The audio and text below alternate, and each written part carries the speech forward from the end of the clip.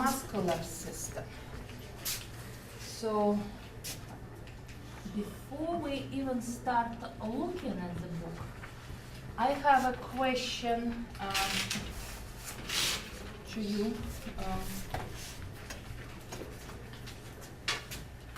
What kind of muscle tissues do we remember? Smooth muscle. For what do we need the smooth muscle? For which kind of processes? Involuntary. Yes, involuntary. We don't want to think about food going through digestive tract. Where else? Cardiovascular system. You get scared, your blood vessels will kind of shrink. The blood will flow faster, deliver glucose faster to your muscles. You will be able to run away from danger. Now, what other kind of muscles are there? Huh? Cardiac muscle. Cardiac muscle. Where do we see that kind of muscle? Yeah, heart. It's the only place for cardiac muscle. And the last one is skeletal. How do you distinguish between microscopically? What is the microscopic difference if you look at the slide of one kind of a muscle and the other kind of muscle? What is the difference in the structure of those muscular cells? Density. Huh? Density. And what? Density. No, I need another one.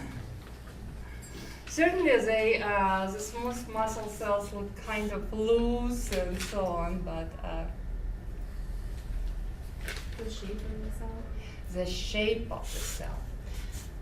So today we are going to look at the shape of the cell and see how it carries its function. But before we do that, we have to find out why do we need this muscle system, muscular system at all. Of course, to move. What is the less evident function of the muscle? Temperature control. Temperature control. Because when muscles contract, energy is dissipating as heat. Cardiovascular system picks up that heat and carries it through all the body. Because when you start shiver uncontrollably, you warm up a little bit. If your feet are cold, you start walking, your skeletal muscles are contracting, cardiovascular system picks up the heat, delivers it everywhere, you're not that cold anymore. And the other one is support the body, make bones move. By the way, what is the name of the thing that connects muscle to bone? Tendon. Huh? Tendon. Tendon, yes, there are two, tendons and ligaments. Tendon means muscle to bone.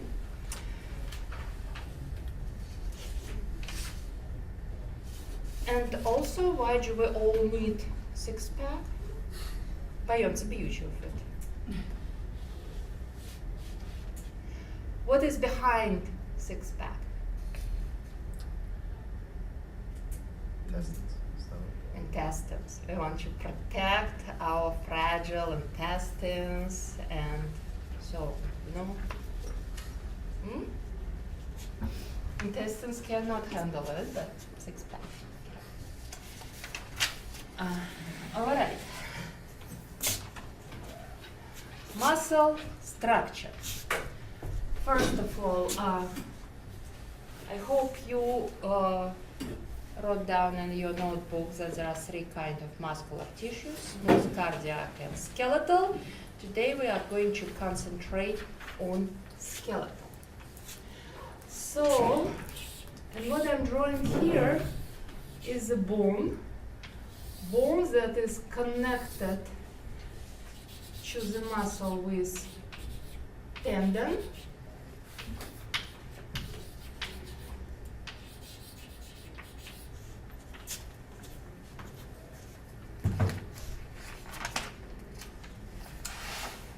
And if we would like to take a look at the book, this is, you can find a beautiful picture on page 262, where you can see the bone, find the bone. Then you see tendon, and the whole thing is called a muscle. As you can see, muscular tissue is a pink one. What is here is a connective tissue, separating those muscle fibers into fascicle, called fascia. Just, you know, when you do something on the house and put the vinyl siding and something covering something is called fascia. Am I the only one so knowledgeable in house construction? Okay, anyway, this fascia covers so-called fascicles, which together make a muscle. Then if you look at one particular, oh, by the way, this fascia, let's say you bought not so good steak and you cutting it into pieces, and what you see on your knife, and clean your knife from it, this is fascia. This is a connective tissue that separates different fascicles. So now if you look at single fascicle, you will see once again a bunch of something bunched up. And now each of these rods is called muscle fiber. Now muscle fiber, okay, I'm drawing here. This is muscle. That's what is called muscle. Muscle consists of fascicles.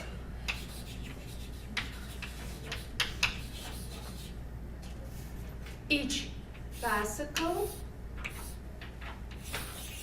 consists of muscle fibers.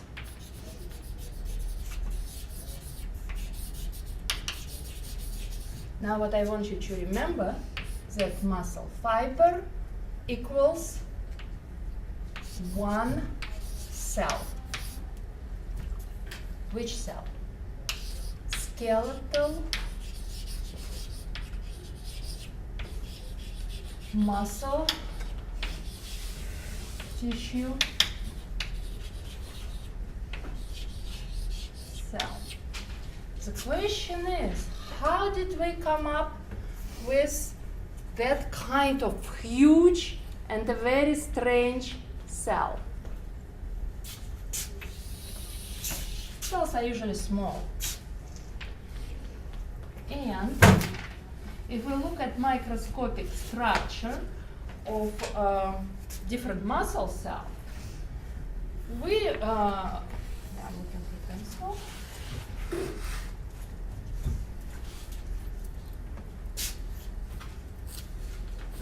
Doesn't show. Okay, look at your picture, and in case of cardiac muscle, or especially in smooth muscle, you can easily locate cell. You see dark nuclei, and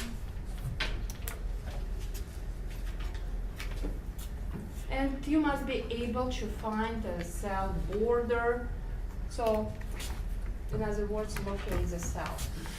In case of skeletal muscle, there's a question: where is the cell? The cell is here, and it's just a part of the cell, because this rod is going from one bone to another, and it's kind of like endless. So see the part of the cell? This is one border, the other border, and it's going along. Okay, this muscle fiber is made out of thousands of small cells that were in there in the beginning. Those black dots that you see here are nuclei of merged muscle cells. In other words, at the beginning there were plenty of cells, then they merged together to create a structure that can contract. And because this structure occupies most of the cells, nuclei are being pushed to the plasma membrane because they're not really important. And the whole thing is divided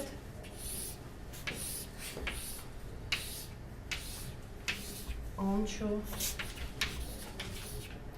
sarcomeres.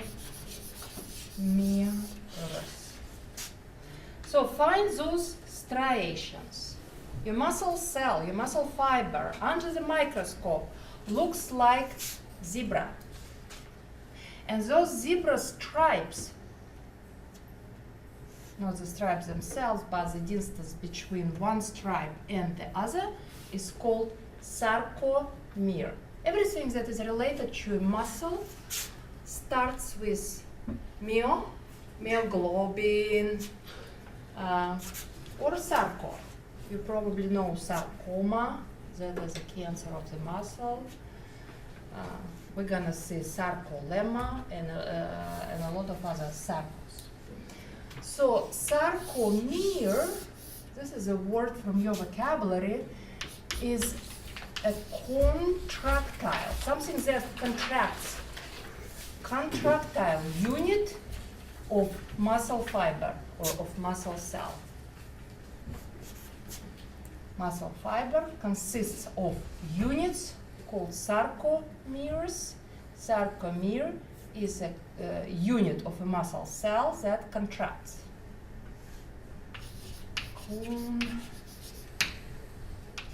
Contractile unit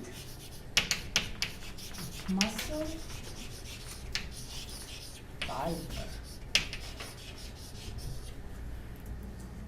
It means that skeletal muscle, when you pull it,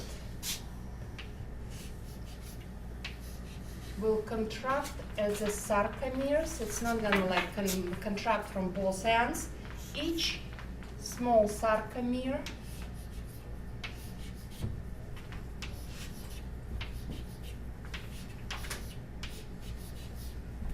will shrink and the muscle will become shorter, so the movement could be sustained. Now, every muscle can only contract.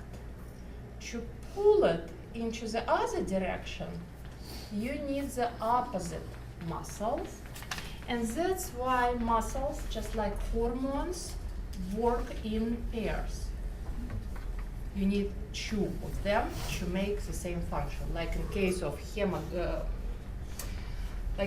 of insulin, you need the opposite hormone, glucagon, to regulate the glucose blood content. In this case,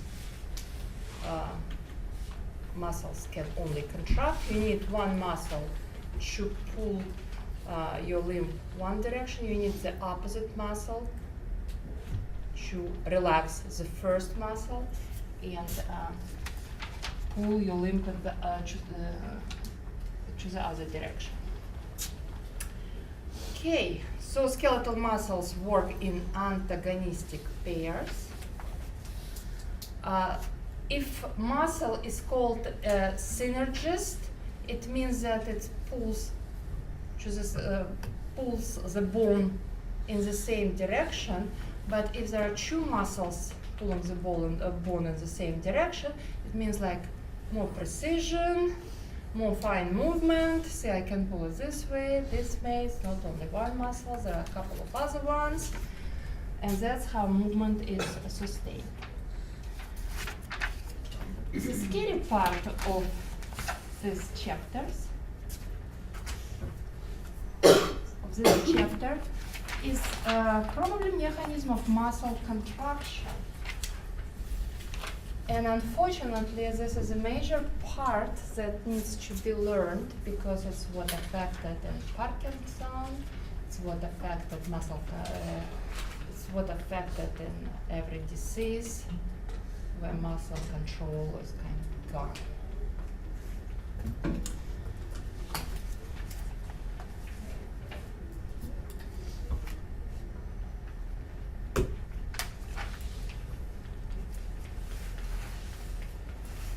So let's look at the mechanism of muscle contraction.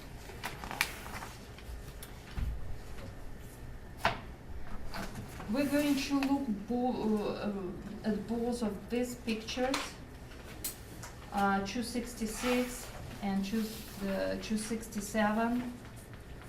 So, but let's start with this one on page 267. First of all, if you want to move your muscle, it's voluntary, right? You have to think about it. Thinking means sending some kind of impulse through your nervous system, from the brain where you made a decision to the actual muscle. So, which system conducts those impulses? Who remembers? How can you send a signal from your brain to your muscle? Yes. Nervous system, neuron. The signal is going to travel as an electricity. How this electricity is generated, we are going to discuss next lecture. But electricity. Oh, by the way, get your art supplies out.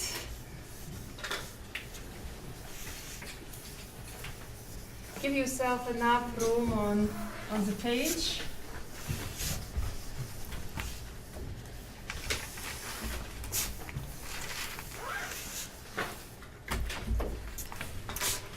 And let's say here's the neuron.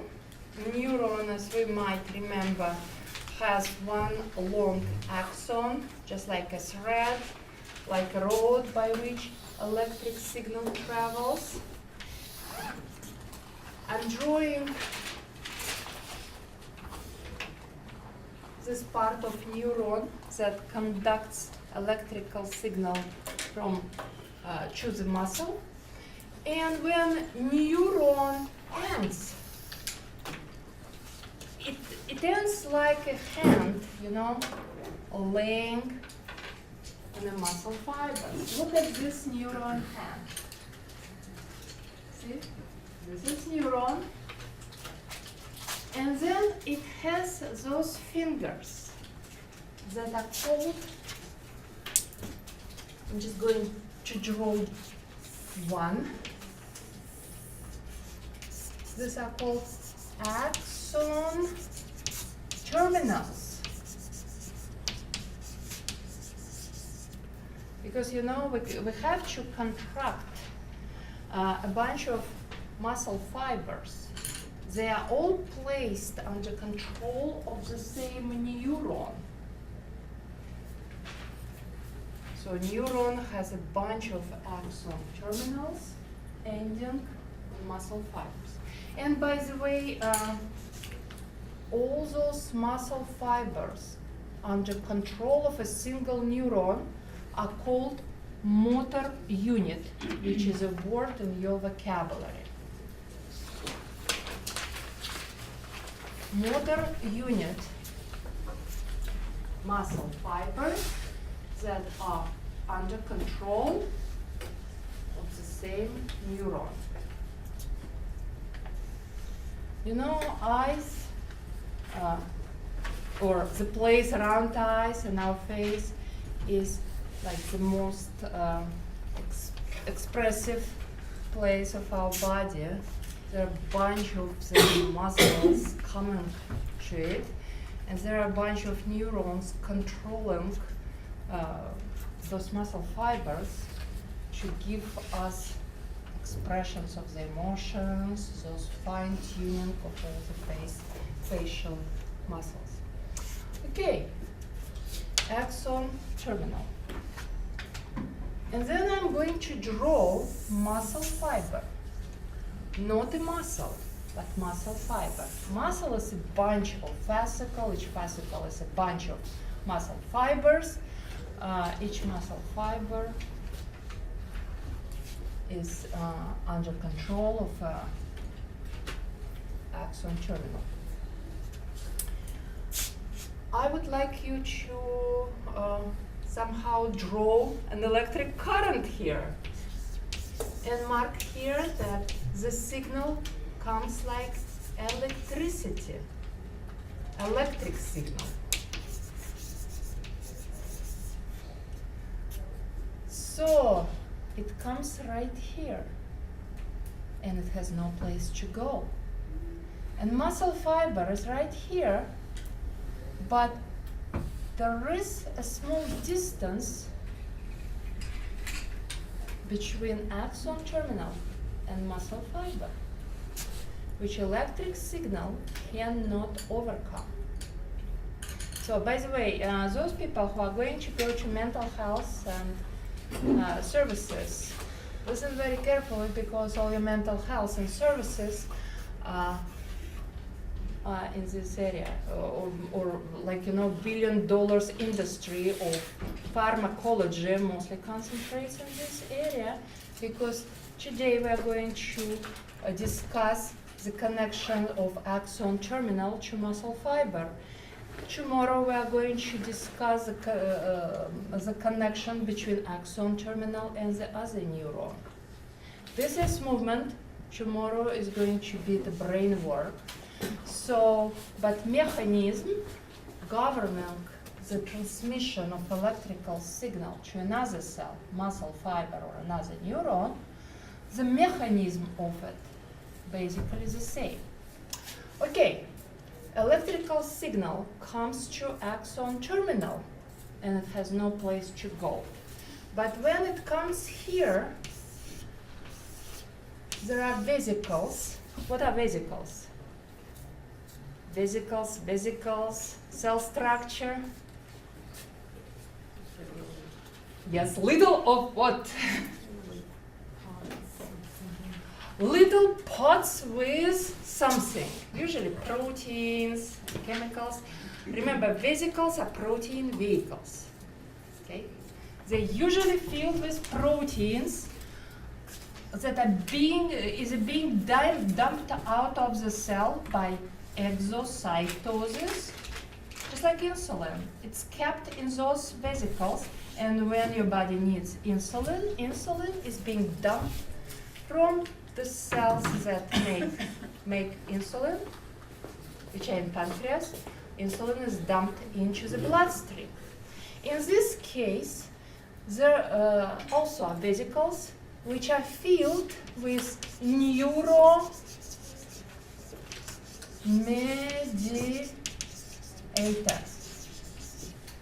It's going to be acetylcholine for the muscles, but you probably heard such words as serotonin and dopamine.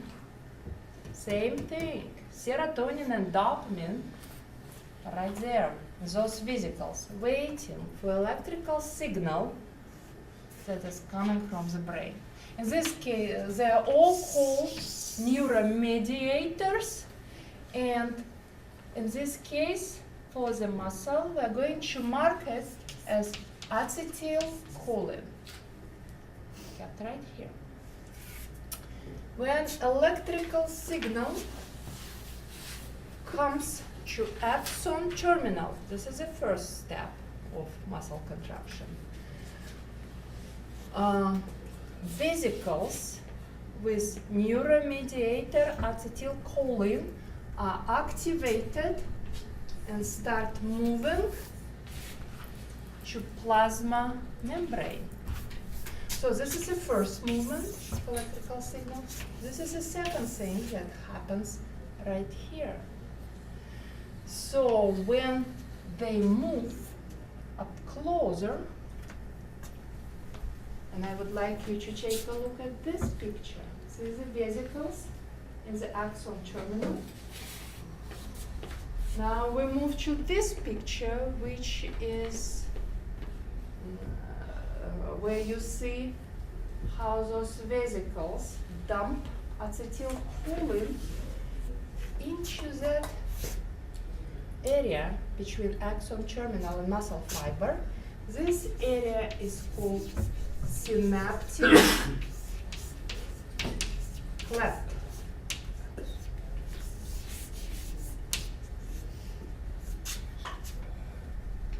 Yeah, get your like pencil of different color. Draw acetylcholine right here in the vesicles and show somehow that it's being dumped into synaptic cleft by exocytosis.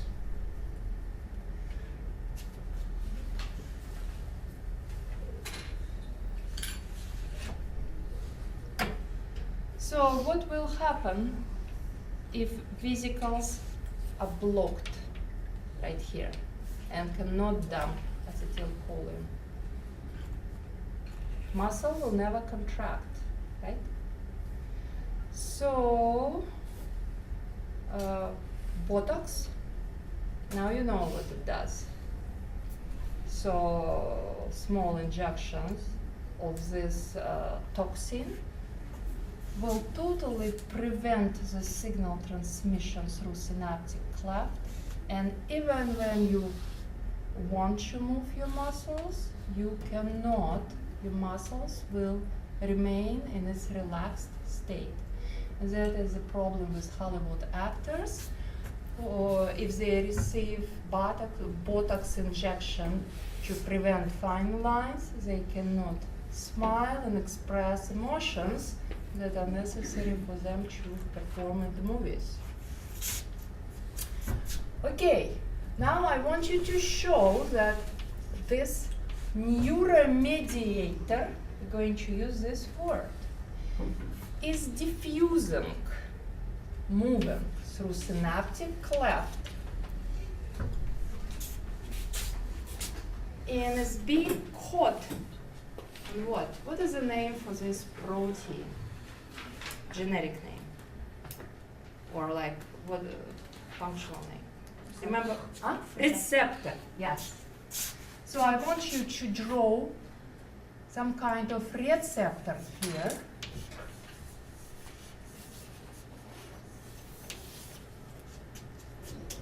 That is sitting on the plasma membrane, and because it's highly specific plasma membrane, we call it not plasma membrane or plasmalemma, we call it sarcolemma.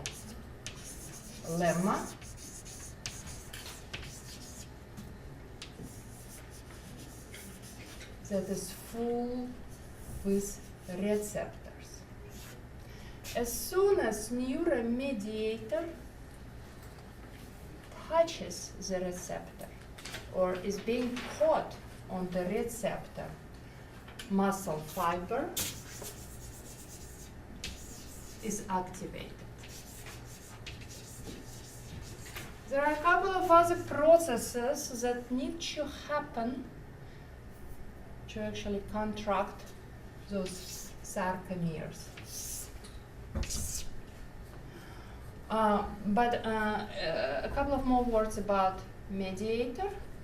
Mediator is either destroyed or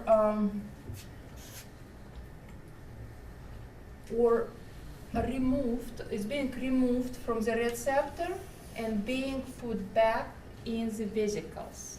We are either destroying neuromediator depending on the type of process, like is it a neuron to neuron or neuron to muscle, or we are putting it back here by the special proteins that are called transporters. And in another kind, there are a bunch of events that can happen here. All the drugs, let's say the vast majority of the drugs, act in synaptic cleft, because if they disrupt the process of kind of unsticking the neuromediator from the receptor and putting it back, or they destroy neuromediator, or they compete with neuromediator for those receptors, like cocaine and heroin, or even, nicotine, also competing thing.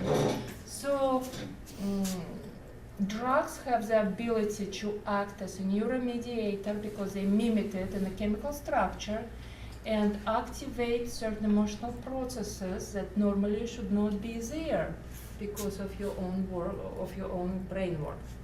But anyway, we're gonna study it again, all the drug action, next time when we're gonna talk about brain and brain processes. Right now we're talking about muscle contraction processes. And this is acetylcholine, which activates sarcolemma of a muscle fiber. So it means when acetylcholine is being caught on the receptor, I want you to make a next arrow, because there are a bunch of proteins involved in this process, and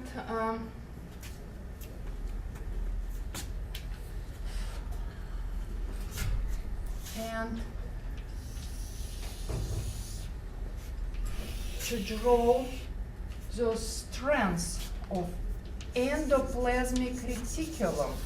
See how many words we're using?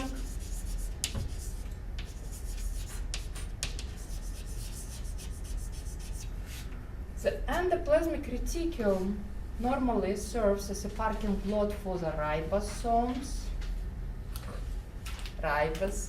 those little factories that make proteins. But at the same time, in this highly specialized muscle fiber, it keeps calcium.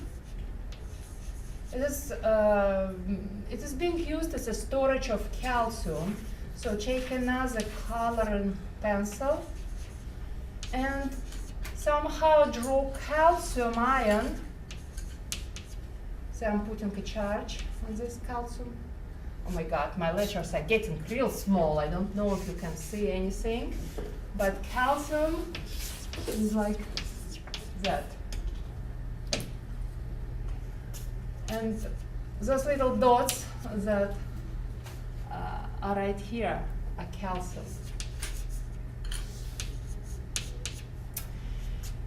And when neuromediator is being caught on the receptor, the work of different proteins right here activates the calcium release from endoplasmic reticulum. See how one thing goes and releases another thing?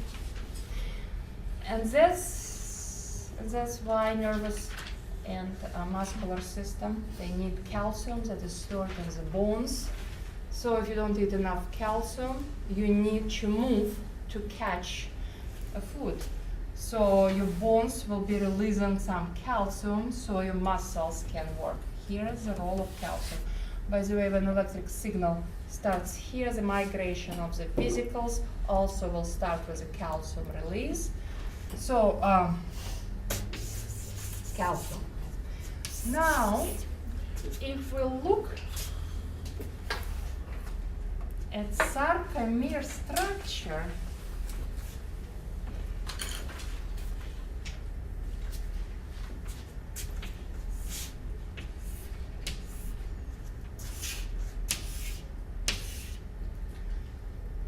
You know what? We're gonna imagine this sarcomere structures as two teams.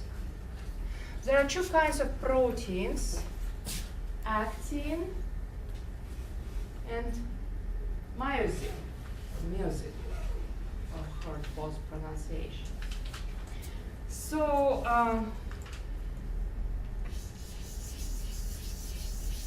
this myosin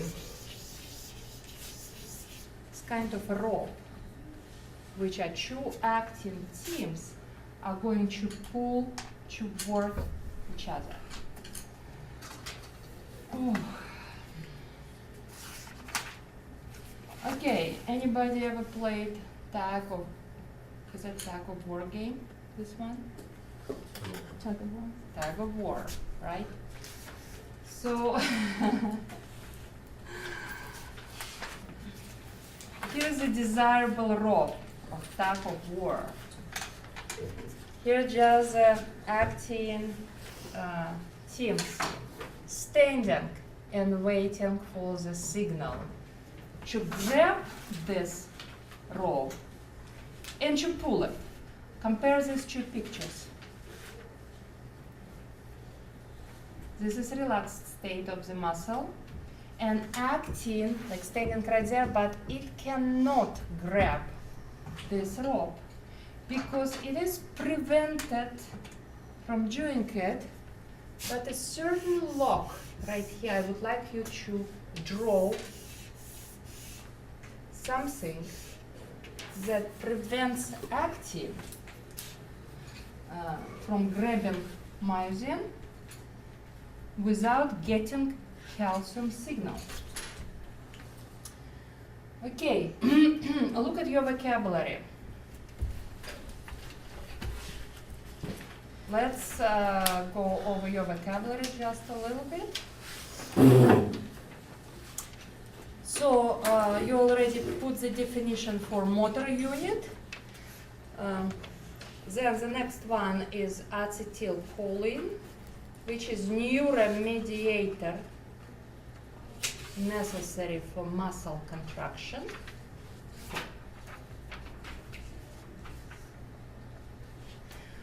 Then you see actin, myosin. There are two proteins providing the contraction of the sarcomere. Then you see calcium. This is this calcium we're talking about. Then you see troponin and tropomyosin. I would like you to write it right here because troponin and tropomyosin are those two proteins that